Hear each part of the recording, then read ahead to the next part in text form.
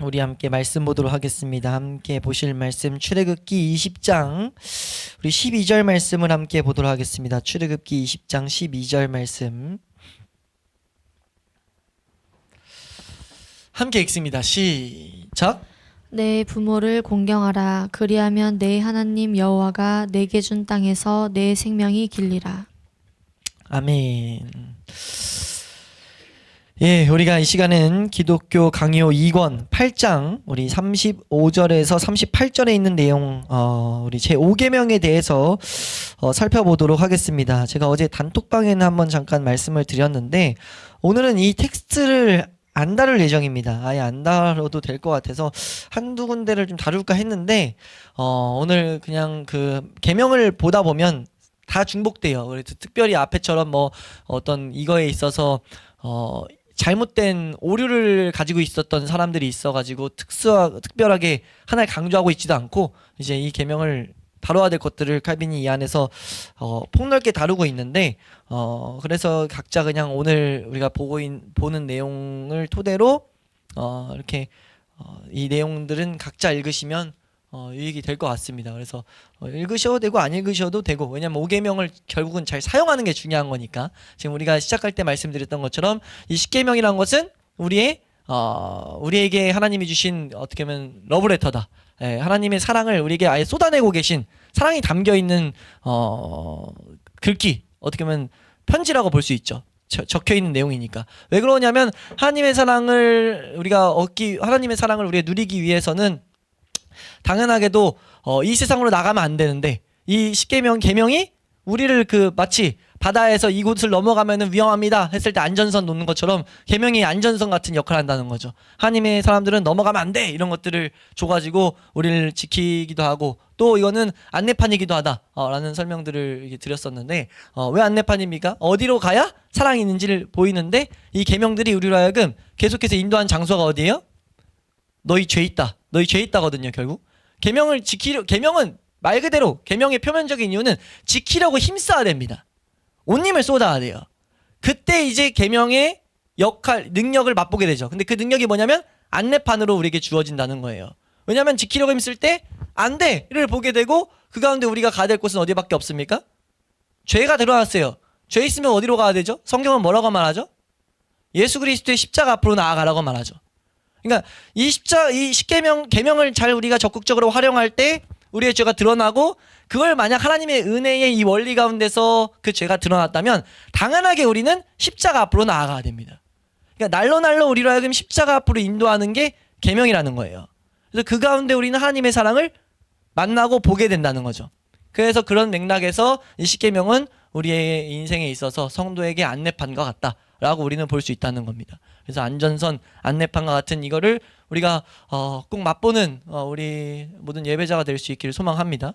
그러기 위해선 지켜야 된다는 것을 우리는 항상 이렇게 염두에 둬야 돼요.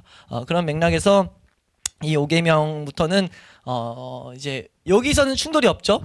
사람에게 향해진 계명이다라는 것. 근데 이제 시작할 때, 이 10계명을 시작할 때 이 앞에 칼빈도 구분을 두는 어떻게 해요? 파트를 한번 나눴기 때문에 한번 언급을 드렸었는데, 구분을 우리는 칼빈과 좀 다르게 짓는다. 칼빈과 혹은 웨스트민스터랑은 좀 다르게 짓는다. 이건 두 가지 부류가 있어서 두 가지 다 서로 용인해 주고는 있습니다. 근데 이제 우리는 구분을 지을 때 1에서 5계명으로 나누는 게 더 성경적으로 전 개인적으로 공부를 할수록 판단을 계속합니다. 6에서 10계명, 1에서 5계명, 1에서 5, 6에서 10 이렇게 나눠야 된다는 거죠.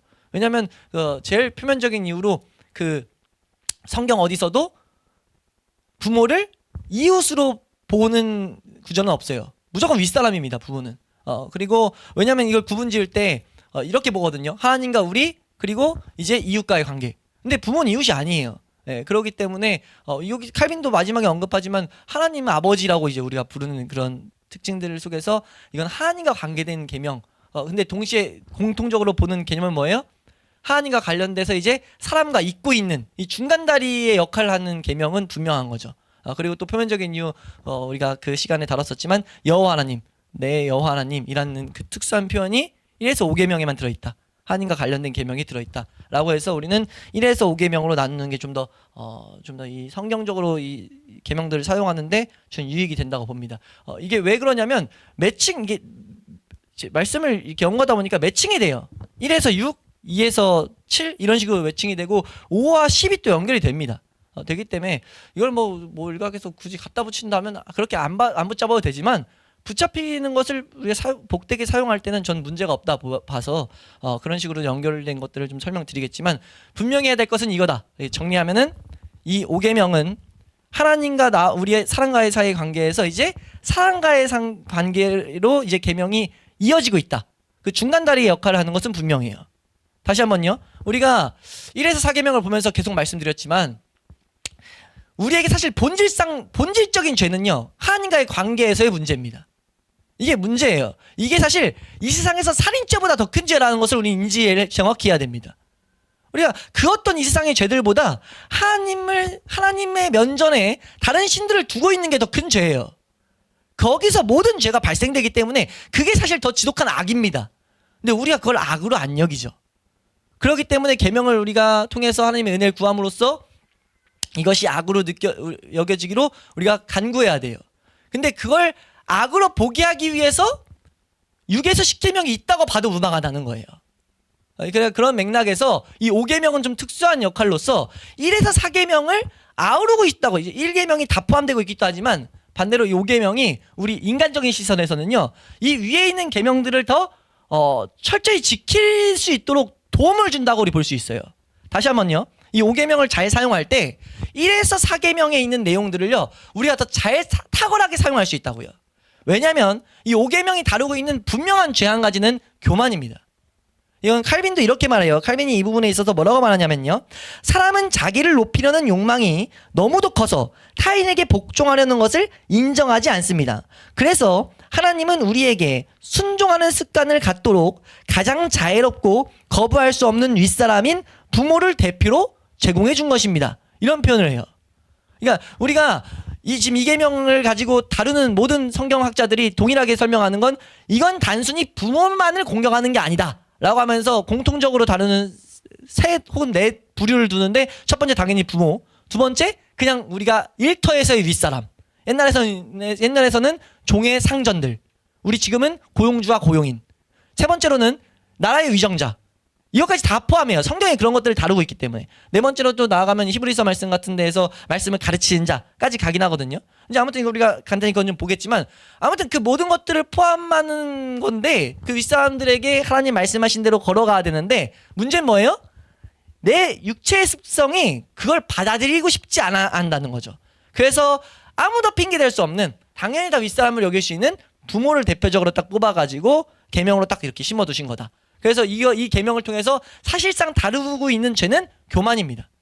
우리 안에 남을 윗사람을 인정하지 않으려는. 그래서 우리가 이 교만을, 이 계명 때마다 언급을 드리지만, 교만은 패망의 선봉이에요. 잠언서에도 말한 것처럼 모든 죄의 시작이라고 볼 수 있습니다. 네. 그 모든 죄의 뿌리라고 볼 수 있는데, 물론 실천적인 죄는 탐욕이랑 연관돼 있어요. 탐욕은 어디서 다루고 있죠? 10계명에서 다루고 있죠. 이래서 연관이 좀 있다는 거예요. 제가 이걸 마지막에 또 한번 그 계명들 가면 설명드리겠지만, 우선 지금은 아우르고 있는 걸 좀 설명드리니까, 그러니까 하나님을 하나님으로 인식해야 되는데 그걸 인식하지 못하게 하는 것도 사실 뭡니까? 교만이에요. 교만. 근데 그 교만을 우리가 이 세상에서 계속 알아차릴 수 있게 하는 게 이 5계명을 잘 사용할 때라는 거죠. 그러니까 윗사람을 공경하라는 우리 올려드린 그 PDF 파일도 그렇고 좀 잘 설명되어 있거든요. 어떻게, 오늘도 간단히 지금 볼 거예요. 우리가 어떻게 누구를 공경해야 되는지. 근데 그것들을 이제 세워놓고 실제로 해나갈 때 뭘 보게 된다는 거죠? 그 말씀대로 살기 싫어하는 날 보게 된다는 거죠.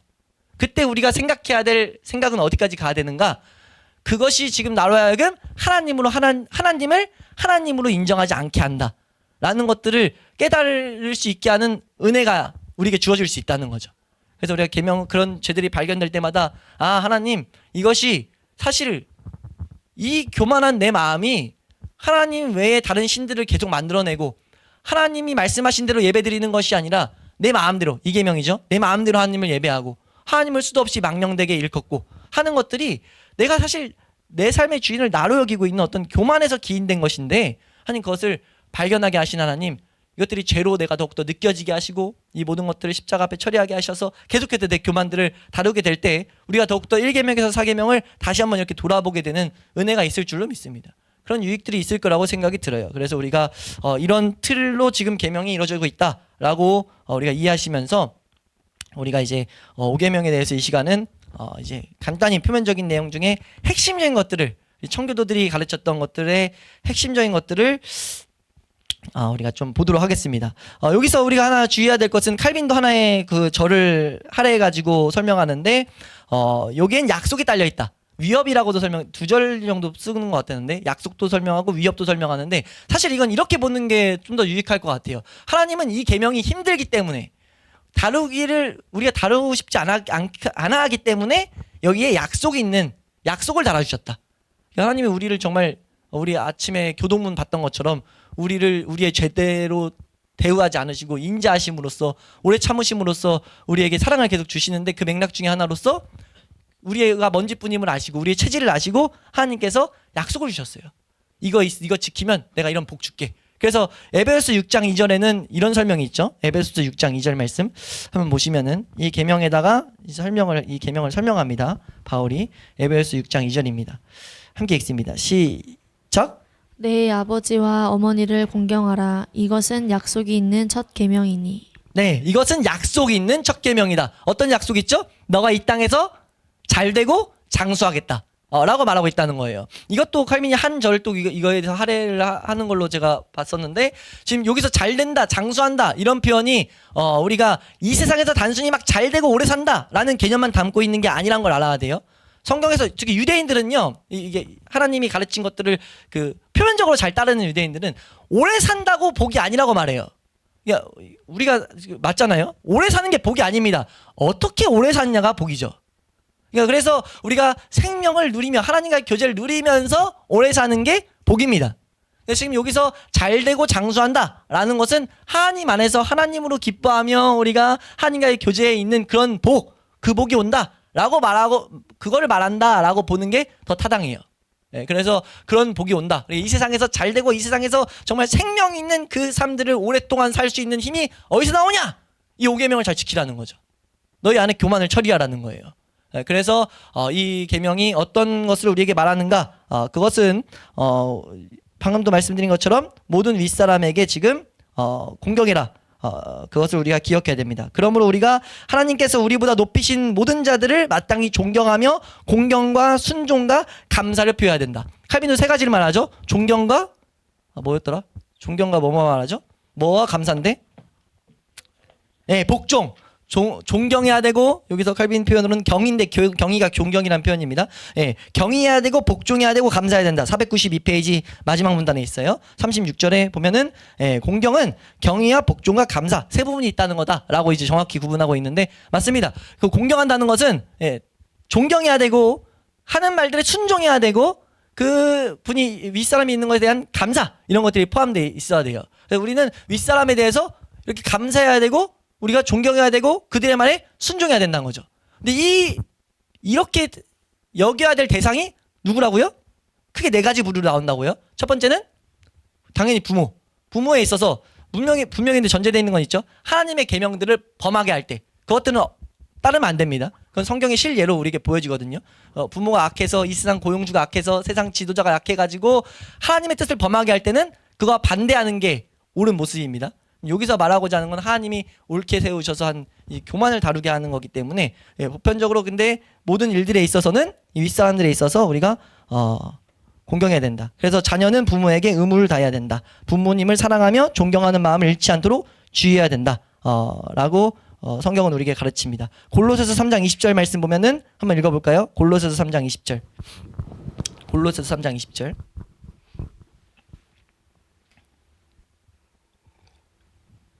함께 읽습니다. 시작. 자녀들아 모든 일에 부모에게 순종하라. 이는 주 안에서 기쁘게 하는 것이니라. 네, 지금 여기서 딱 설명하죠. 모든 일이에요. 모든 일. 그러니까 뭐 따지지 말고 우리 모든 일이라 했을 때는 우리가 당연히 딱 처음 떠오르는 건 내가 생각하기에 타당한 것들은 우린 지키면 지킬 수 있습니다. 근데 내가 생각하기에 부모님이 뭐 시대를 못 쫓아가다는가 뭐 이런 것들이 있을 수 있거든요. 뭐 잘못 판단했는데 부모님이 막 한다라고 하면 우린 그 일도 순종할 수 있도록 우리는 힘을 쏟아낸다는 거죠. 그 지혜를 구해서 뭔가 정말 틀린 일이라면 뭐 설명하는 것들이 필요할지언정 마음 자세 자체는 에이 부모님들 이렇게 무시하는 그런 태도를 가지면 안 된다는 거예요. 예, 그래서 우리가 모든 일에 부모님에 있어서 부모님이 계신 것에 대해 감사하면서 존경하는 마음으로 그 일에 있어서 순종하는 태도를 취해야 된다라는 것들이 우리에게 주신 이 계명이 의미하는 바고, 또 하나는 하나님께서 세우신 통치자들과 재판관에게 의무를 다해야 된다. 우리 베드로전서 2장 13, 14절 말씀, 베드로전서 2장 13, 14절 말씀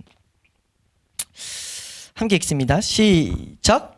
인간의 모든 제도를 주를 위하여 순종하되 혹은 위에 있는 왕이나 혹은 그가 악행하는 자를 징벌하고 선행하는 자를 포상하기 위하여 보낸 총독에게 하라. 네, 재판관들이죠. 재판관들이나 왕들, 통치자들에게 우리가 순종해야 된다. 근데 여기서 이제 우리가 기억할 것은 하나님 뜻과 반대됐을 때는 다르다라는 거. 그래서 우리 제일 큰 의무 중에 하나는 그들을 위해서 기도해야 된다는 거죠. 디모데전서 2장 1절 2절입니다. 디모데전서 2장 1절 2절 말씀 함께 읽습니다. 시작. 그러므로 내가 첫째로 권하노니 모든 사람을 위하여 간구와 기도와 도구와 감사를 하되 임금들과 높은 지위에 있는 모든 사람을 위하여 하라.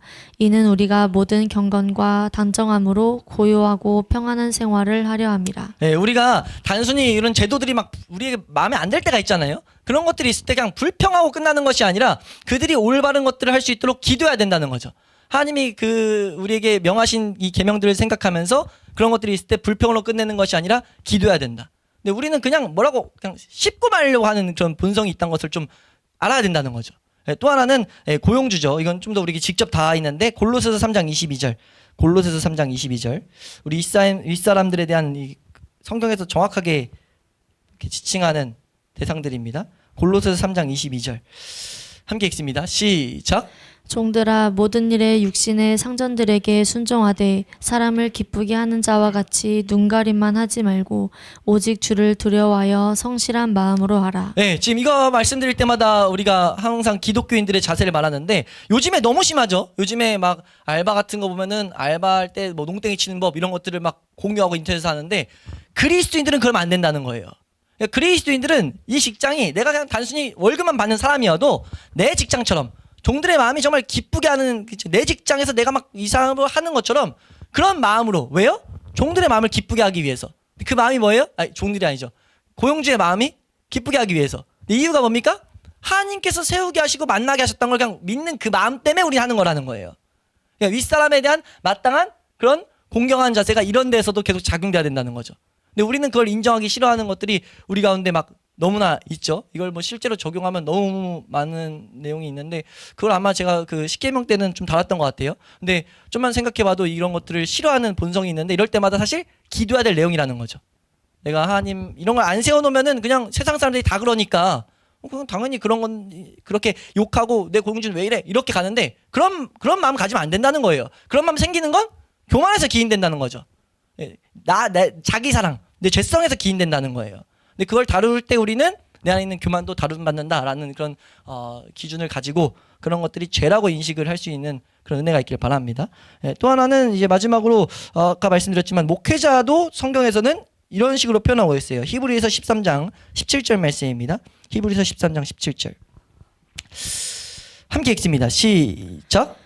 너희를 인도하는 자들에게 순종하고 복종하라. 그들은 너희 영혼을 위하여 경성하기를 자신들이 청산할 자인 것 같이 하느니라. 네. 그들로 하여금 즐거움으로 이것을 하게 하고 근심으로 하게 하지 말라. 그렇지 않으면 너희에게 유익이 없느니라. 네, 이 네 가지가 다루고 있는 윗사람에 대한 개념들이다라는 거고, 여기서 한결같이 말하는 것은 윗사람뿐만 아니라 윗사람에게 하는 것뿐만 아니라 윗사람이 아랫사람에게 하는 그 상응하는 의무도 이 계명에 포함되어 있다 라는 것들을 한결같이 가르쳐요. 이건 들을 필요가 있거든요. 우리가 윗사람의 위치에 있을 수 있기 때문에. 그러니까 윗사람 되면 무조건 공경만 받느냐? 그게 아니라는 거죠. 윗사람도 반드시 우리가 교만한 가지고 있는 위치와 은사로 인하여 교만한 마음을 갖지 않아야 되기 때문에 아랫사람을 낮추어 보고 자신을 높이고자 하는 성향이 있기 때문에 이 안에서 우리는 이걸 계명으로 가지고 있어야 된다라고 가르쳐요. 너무 탁월한 가르침이죠. 윗사람이 딱 됐어요. 그러니까 이 교만한 마음이 잘못 작용돼가지고 내가 이걸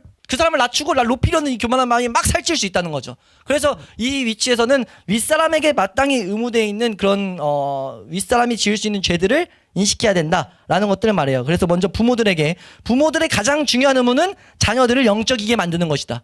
영적이게 만들지 않는 그런 죄를 범하지 말라는 거죠. 자녀들로 하여금 하나님을 아는 지식을 갖게 해야 되며 그들이 하나님을 의지하게 하는 것, 그것이 이제 부모들이 해야 된다. 자녀들을 부패성으로 인해서 신속하게 세상으로 나가려고 하는 그 본성에 방치하면 안 된다. 여기서 중요한 개념이 나오죠. 모든 사람들은 세상으로 막 신속하게 나가려고 하는데 육신의 부패성으로 그걸 방치해 놓으면 안 된다는 거예요. 계속해서 영적인 가르침을 받지 않으려고 함에도 불구하고 영적인 가르침을 줄 수 있게 은혜를 구하면서 우리가 나아가야 된다는 거죠. 그리고 두 번째로 이 주인들도 이렇게 고용주의 위치에 있을 때 자신에게 이제 고용인으로 있는 사람들에게 하나님에게로 나아가는 길을 계속 건면할 수 있는 때에 따라서 주어지는 대로 건면해야 되고 그들이 신앙생활을 할 수 있게 해야 된다는 거죠.